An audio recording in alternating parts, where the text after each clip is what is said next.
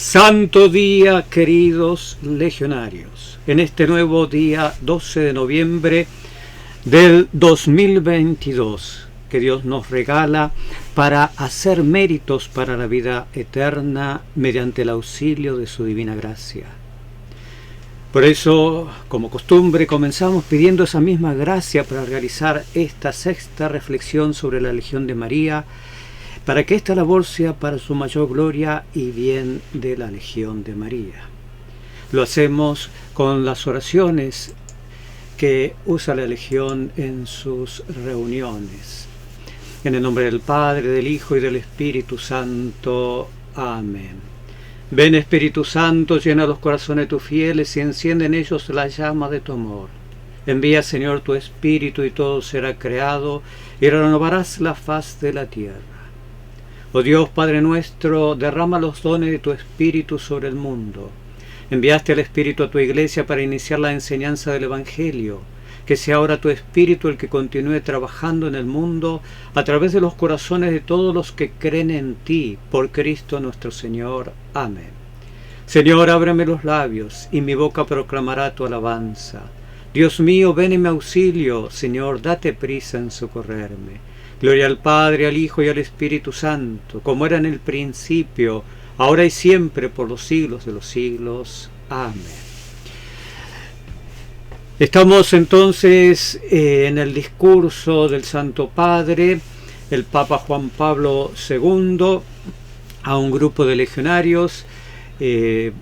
Vamos a hacerlo rápidamente a este video para finalizar con las reflexiones sobre este discurso, ya que, como se dan cuenta, tiene mucha sustancia porque le hemos dedicado 6 videos.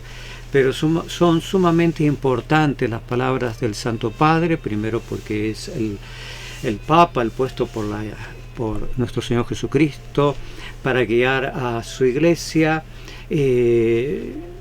por su vida mariana, como hemos visto, y por el conocimiento que tiene la Legión, es decir, esas 3 cosas.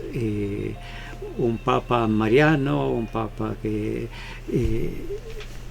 conoce a la Legión. Entonces, en este discurso hace una síntesis magnífica justamente de la Legión de María. Por eso nos hemos detenido tanto. Dijimos que tiene 3 puntos: un saludo afectuoso, el segundo punto es sobre la vocación de la Legión, y el tercero es con el espíritu que se debe hacer, que es el espíritu de la Santísima Virgen María. Y ya estamos en ese tercer punto, pero en la mitad de ese tercer punto, y nos habíamos quedado en el 5.º video, el anterior a este, en esta parte. En otras palabras, dice el Papa, tratáis de prestar vuestro servicio a cada uno de los hombres, que es imagen de Cristo, con el Espíritu y la solicitud de María. Si nuestro mediador es uno solo, el hombre Cristo Jesús, afirma el concilio, que la misión maternal de María para con los hombres no oscurece ni disminuye en modo alguno esta mediación única de Cristo. Antes bien, sirve para demostrar su poder. Dice, sirve, es una enseñanza de Santo Tomás de Aquino, el gran doctor de la Iglesia. 1000 años antes de nosotros vivió Santo Tomás de Aquino, y ya hizo la Suma Teológica, y ahí dejó toda la doctrina católica, pero hermosamente, ya prácticamente desarrollada.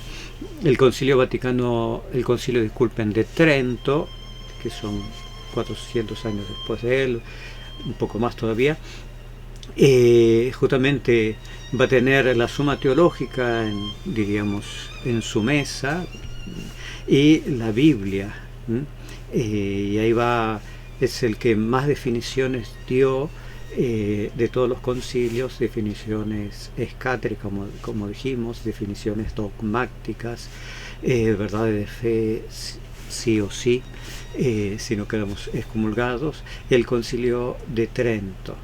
Entonces, este santo doctor, Santo Tomás de Aquino, Y justamente dice cuando un rey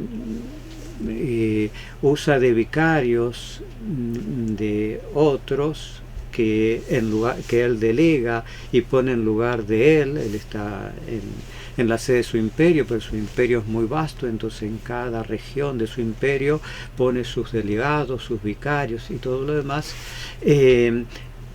Demuestra más poder que si él estuviera, tendría que estar ahí en ese lugar, en cada lugar, gobernando, porque, es decir, los súbditos de todo su imperio saben, este es el vicario de nuestro rey, a quien obedecemos, a quien amamos, a quien respetamos, y entonces también vamos a respetar, obedecer y amar a su vicario, a su representante. Por eso dice el Papa, antes bien, siguiendo esta doctrina, antes bien sirve para demostrar su poder.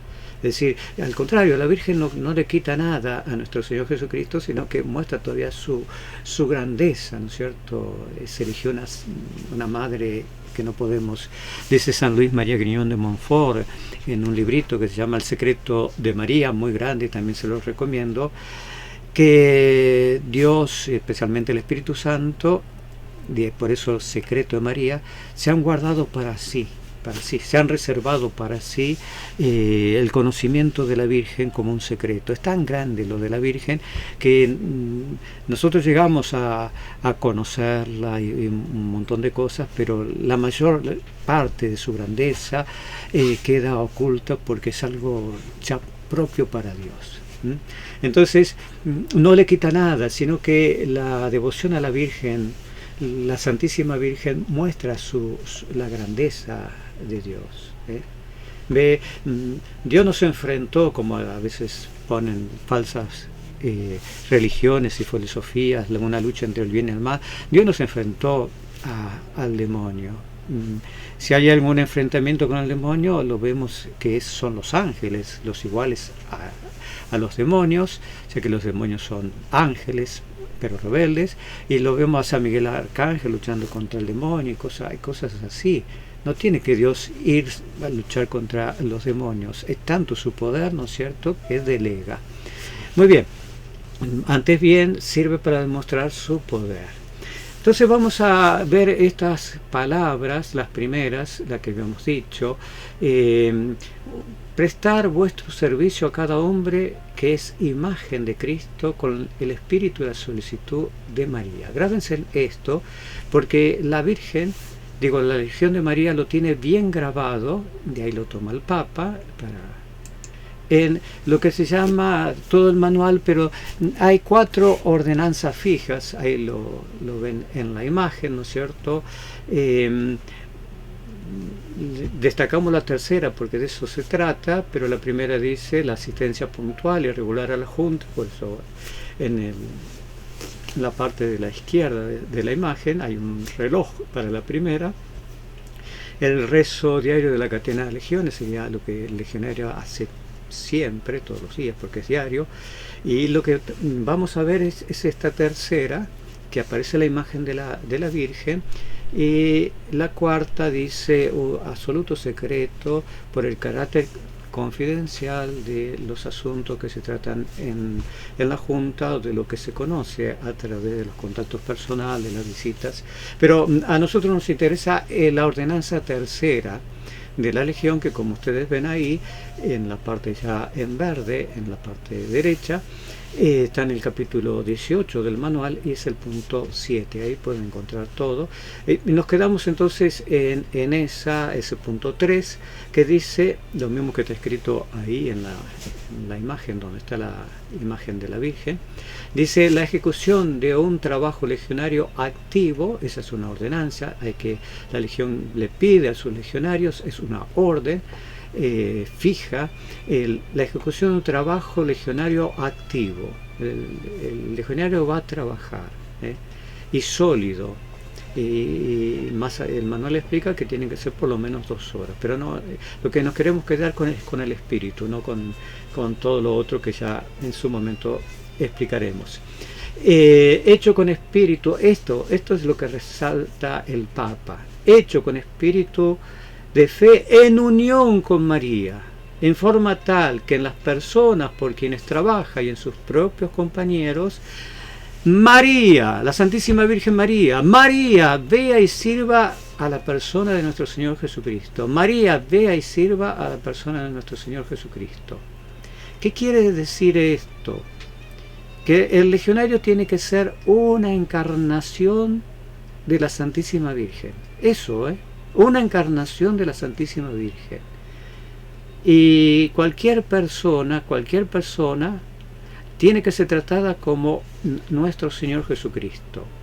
Si esta ordenanza fija se logra, podríamos nosotros, entonces deberíamos ver cuando un legionario está haciendo su trabajo apostólico y está hablando con una persona, al legionario lo tendríamos que ver como a la Virgen. Nosotros tendríamos que, por su manera de hablar, por su gesto, a la Virgen, ¿no es cierto? Hablando a la Virgen, los gestos de la Virgen, pero la Virgen no hablando con cualquier persona, sino hablando con nuestro Señor Jesucristo.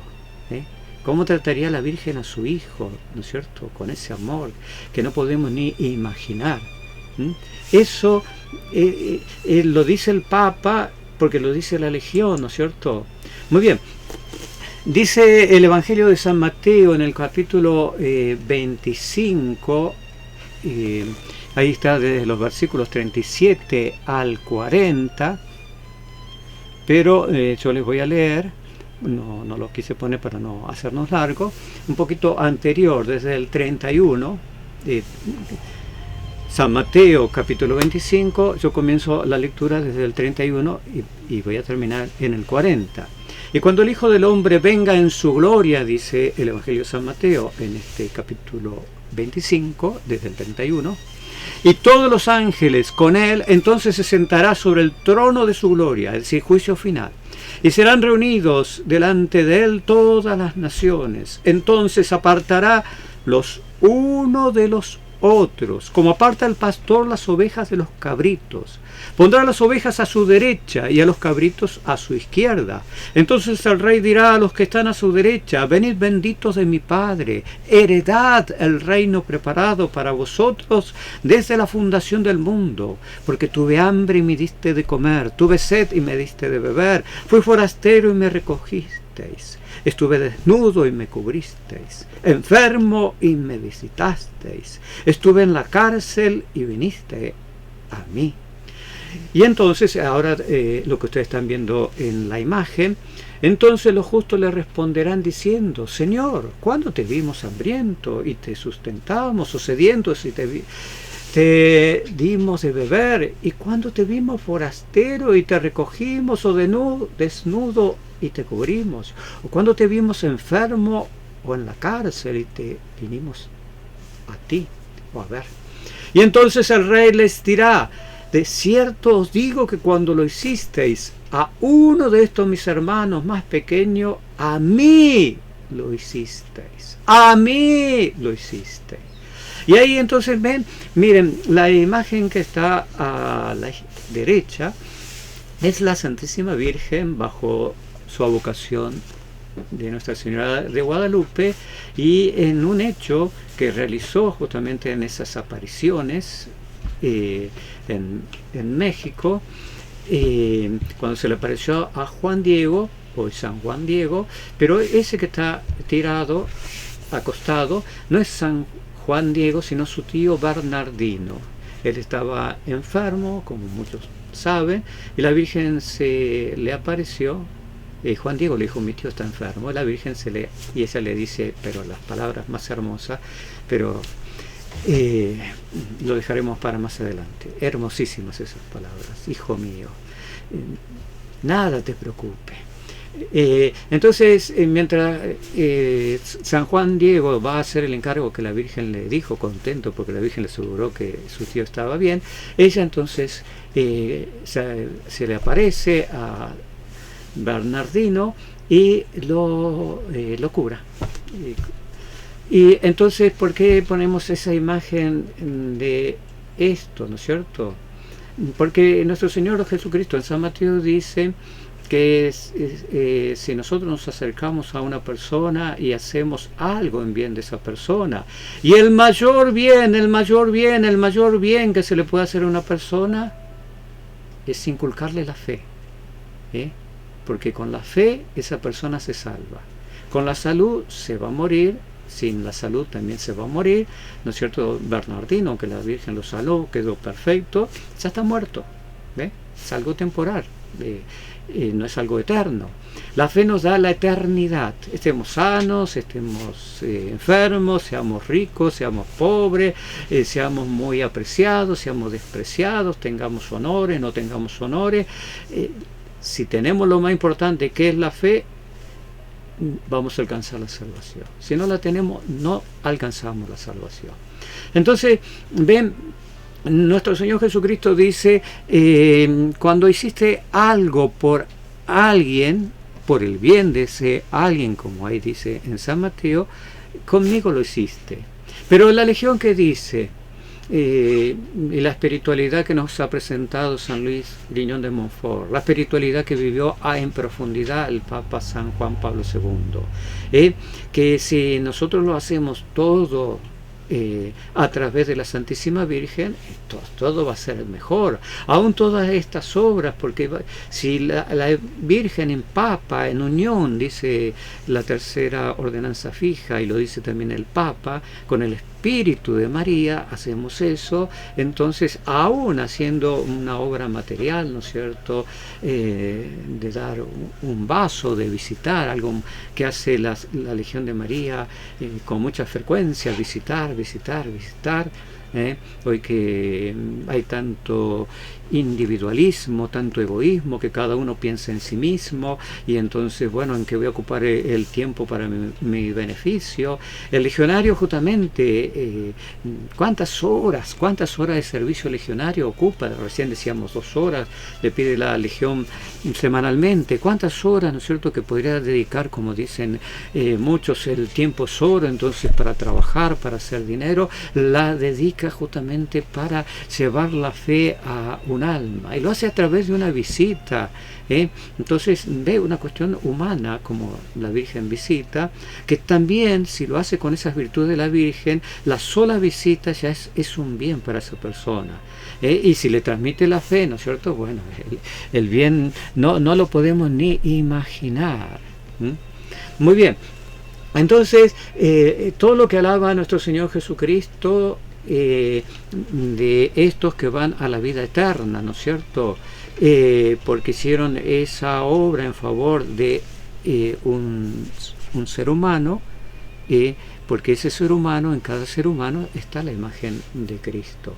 Pero la Legión dice, y el Papa lo señaló, que bueno, lo vamos a hacer a través de la Virgen, ahí está. Y entonces continúa el Papa, dice, la empresa apostólica para nacer y crecer la mira a ella que engendró a Cristo, concebido por el Espíritu Santo. Grábense en esto, ¿no es cierto? Donde está la madre, allí también está el hijo. Cuando se aleja la madre, se termina antes o después por tener lejano también al hijo.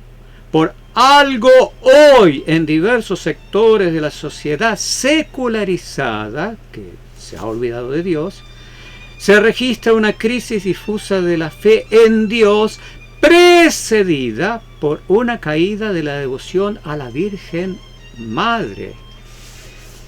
Miren, la Legión de María busca la santidad de los legionarios, y los santos fueron de todas clases y de una diversidad enorme. Hablamos de un San Luis, rey de Francia, un rey con su palacio, pero que aunque tenía riquezas y todo lo demás, llevaba por dioseros a la mesa real, ahí los hacía sentar y comer con él. Hay un hecho en su vida milagrosa, que una noche que viene a otro lugar, a su palacio, encuentra por el camino a un mendigo, pero estaba herido el mendigo, y lo ve ahí, entonces lo levanta, lo sube a su carruaje y lo lleva a su... y le cura a su palacio, le cura un poquito las heridas, ¿no es cierto? Como este estaba desmayado porque nunca habló con él, no le da de comer porque, bueno, está ahí. Pero lo acuesta en su propia cama, mire, en su propia cama. Y él, mire, como todos los santos, dormían poco y trabajaban mucho. Se siguió trabajando en sus asuntos, ¿no es cierto? Ya era de noche, lo había visto.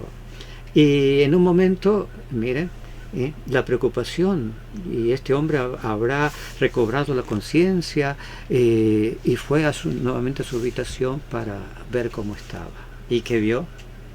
La imagen de Cristo crucificado.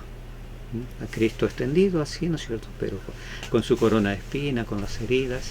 Muy bien, un santo como este, ¿no es cierto? Un rey y todo lo demás. Y por ahí tenemos a los más pobres de los pobres, ¿no es cierto? Hay muchos que siendo ricos, como un San Francisco de Asís, que después dejan todo para vivir en más extremada pobreza. Santos que fueron muy enfermos y murieron a temprana edad por enfermedad, como son los dos santitos de Fátima, que ya son santos, Jacinta y Francisco, ¿no es cierto? Que la Virgen le va a decir, eran niñitos, ¿no es cierto? 7, 8 años, que iban a morir pronto. Murieron a los 2 años, murieron, y saben de qué murieron, de la pandemia de aquel entonces, 1920, ahí murieron. La Virgen no les dijo va a venir una pandemia, no hicieron nada de eso, sino prepárense, no hay problema, sí, se van a morir, se van a contagiar, pero yo los llevo al cielo. Muy distinto como Dios nos dice que debemos enfrentar una pandemia, no cerrando los templos ni nada, no, ni apartándonos de los demás como si fueran leprosos. Muy bien, ellos murieron a muy temprana edad. La única que quedó, Lucía, más adelante. Y así podríamos decir santos sabios, pero como Santo Tomás de Aquino, como San Agustín, y otros tan torpes como San José de Cupertino, que era torpe, pero ahí lo tiene, patrono de los estudiantes. Muy bien, y así podríamos, unos bien sanos, otros enfermos, otros ricos, otros pobres, otros muy queridos, otros despreciados, olvidados, hasta un santo se fue de su casa, ¿sí? ¿No es cierto?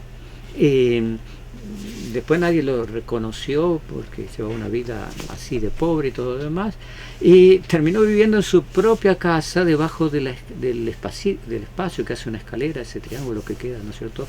Ahí, bueno, en su propia casa, su propia esposa, sus hijos, sus parientes, dijeron, por Dios, ahí lo vamos a dejar, ¿no es cierto? Vivió. Pero hay una riqueza de vida tan distintas en los santos, ¿no es cierto? La santidad no está exclusiva para algo. Ya dijimos, santos consagrados a Dios como sacerdotes, pero también santos que no se casaron, como estos santos de la Legión, que sus fundadores, y también santos que se casaron, San Isidro, que su misma esposa también es santa, Santa María de la Cabeza, los padres de Santa Teresita del Niño Jesús y de la Santa Faz, también están canonizados los dos. Muy bien, pero ante toda esa diversidad de santos, paradójicamente hay algo que los hace a todos iguales. Y hay 7 cosas, 7 puntos, pero no solamente son estos 7, son más todavía, pero vamos a destacar solamente esto, porque es algo de lo que el Papa acaba de decir. Amor incondicional a Dios hasta perderlo todo, hasta la propia vida. Ese es el amor a Dios. Los que pierden la vida son los mártires, pero otros, supongamos, para ver la diversidad, tenemos a un santazo que se llama Santo Tomás Moro, no Santo Tomás el Apóstol, sino Santo Tomás Moro. ¿Quién fue Santo Tomás Moro? Fue canciller de Inglaterra con el rey Enrique VIII, un apóstata. ¿Qué quiere decir apóstata? Ya lo explicamos. Aquel que, teniendo fe, la verdadera fe, la fe católica, después la niega, va contra eso. este va a ser eso y va a ser hereje, porque el hereje, con diferencia al apóstata, niega algunas verdades y otras dice que también las quiere tener. Muy bien. Tenemos a este rey octavo y a Santo Tomás Moro, y el rey lujurioso vio a otra mujer que se apasionó, entonces le dice al Papa, se lo sintetizo le dice al Papa: Papa, mire, la reina no me ha dado hijos y yo soy rey, si no tengo un descendiente me muero. Y se arma una guerra civil porque que es sobrino mío va a querer gobernar, se van a pelear entre ellos y se van a formar los bandos, y así Inglaterra va a quedar dividida. Y no quiero una guerra entre mis hermanos y todo lo demás, necesito un hijo, y usted me va a comprender que mi esposa es estéril, no me lo puede dar, entonces me quiero casar con otra.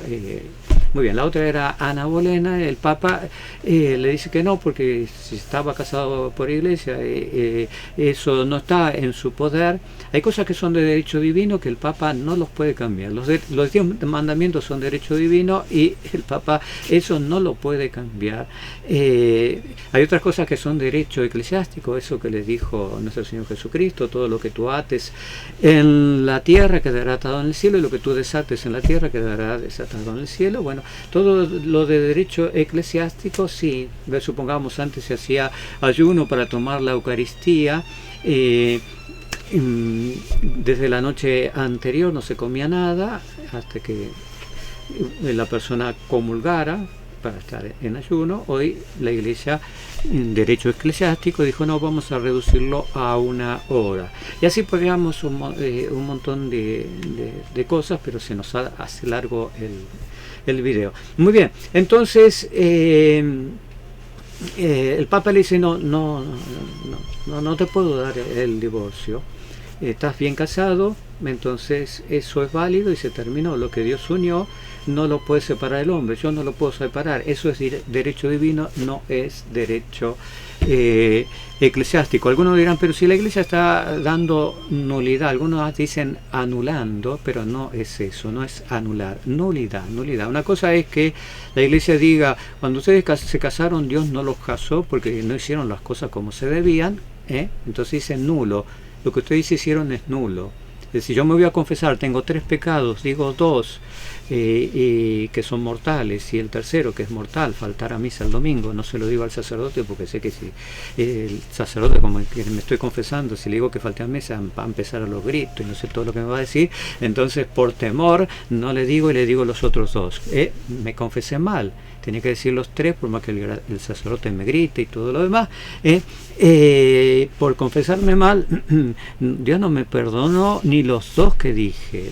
Salí con 3 pecados más 1 que se llama sacrilegio, así que salí peor de lo que entré, con 4 pecados. Esa confesión fue nula, aunque el sacerdote me haya dicho: yo te absuelvo los pecados. Muy bien, a veces es así. No se dan las condiciones para que Dios una, porque Él lo hace, entonces no hay matrimonio. La Iglesia investiga y le dice: ustedes no están casados, ustedes en todo caso hicieron un sacrilegio, vaya a ser como según la investigación que hace. Muy bien, la cuestión que le dice que no, usted, rey, usted se casó muy bien porque es un católico y todo lo demás, y ya está casado, no hay. Bueno, el rey estaba encaprichado y entonces se separó de la Iglesia y dijo: en Inglaterra ahora yo soy quien dirijo la Iglesia, y el que no me siga a mí la va a pasar mal. Su segundo, entonces, el canciller de Inglaterra, Santo Tomás Moro, le dice: rey, te obedezco en todas las cosas del reino, pero en las cosas de Dios yo obedezco a Dios. Ah, Santo Tomás, ¿no va a estar de acuerdo conmigo? Tomás todavía no era santo, va a ser mártir. Muy bien, te saco del cargo. Bien, rey, no hay problema. Pero como la gente sabía que Tomás Moro, el canciller, fue abogado, fue juez, no era sacerdote, tenía su familia, sus hijos, él era el hombre de Dios. Si no está de acuerdo él, muy bien, entonces tampoco nosotros. Muchos ingleses no estaban de acuerdo. Y el rey sabía eso, entonces le dice, mirá, te saqué del cargo, pero si no dices que estás de acuerdo, te voy a hacer cosas peores. La cuestión que Santo Tomás nunca le dijo que estaba de acuerdo, entonces primero le sacó sus bienes materiales. Toda su familia empezó a vivir en la pobreza, familia numerosa y acostumbrados a vivir bien, ahora a mendigar pan. No, te voy a meter a la cárcel. Y lo metió a la cárcel, no vas a ver a tu familia, a tus hijos, que tanto quieres. Sí, yo no puedo aceptar esto. Dice, te voy a quitar la vida.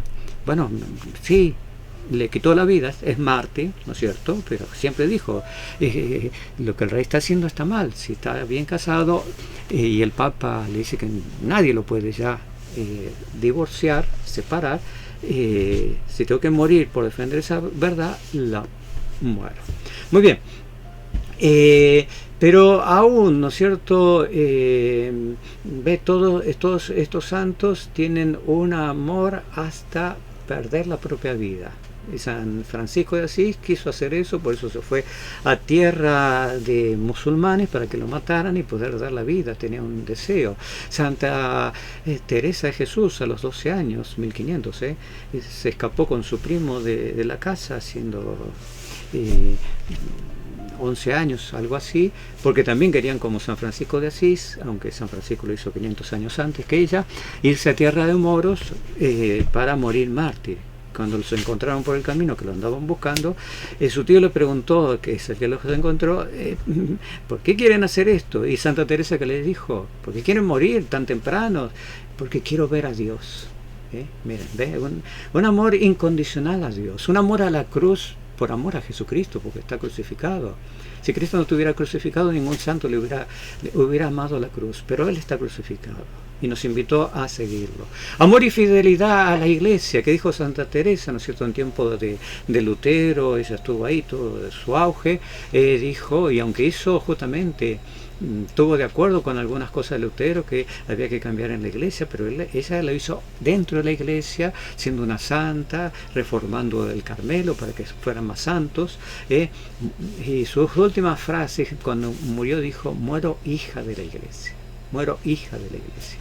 Deseo insaciable de la Santa Misa, de la Eucaristía. No hay santo que no sea un apasionado de la Santa Misa. Claro, cómo no, ¿no es cierto? Ahí está Cristo muriendo por nosotros. Y de recibirlo al mismo Cristo.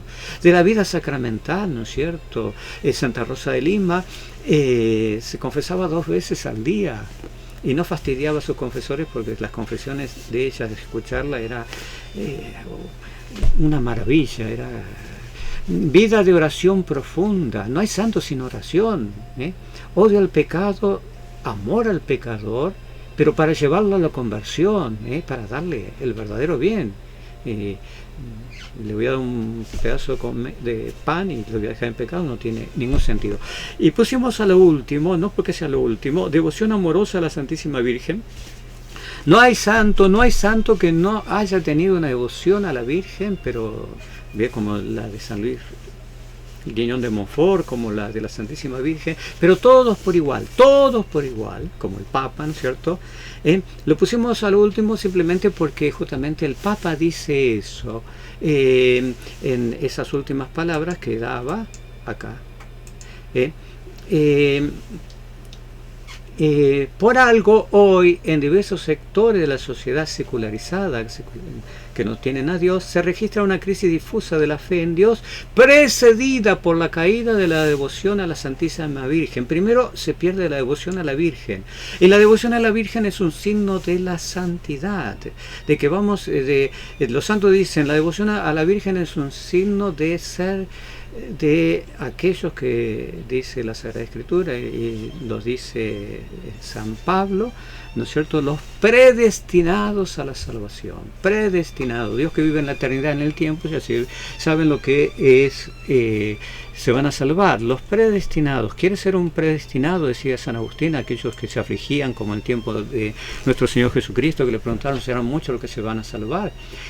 San Agustín decía, si quieres saber si eres un predestinado para quedarte tranquilo, vive como predestinado.